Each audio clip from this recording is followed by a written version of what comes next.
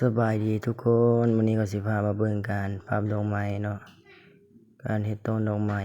นี่ผู้สาวน้อยก็มีนี่บรรยากาศก็สิประมาณนี้2-3คนพี่น้องนี่ก็คือเพิ่นได้ห้อยแล้วเฮามาก็จับหันจับนี่เอ้ยเพิ่นก็อย่าจับเลยว่ะมันสิขาดเว้ยนี่จับหันจับนี่อีกแล้วนี่พุ่นน่ะ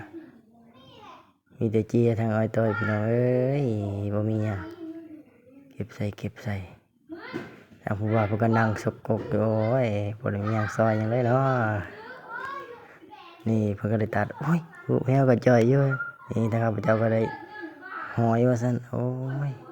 นี่เป็นน้ำเขาอยู่เด้นี่โอ้มันก็งามคือกันนี่แหววๆโอ้ยงามว่าซั่นนี่ตัด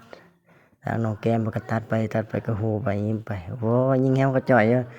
มาเฮ็ดแนวนี้ก็อำมาลำแล้วเราบ่ได้เฮ็ดแบบนี้บ่ได้นี่สิประมาณนี้แหละ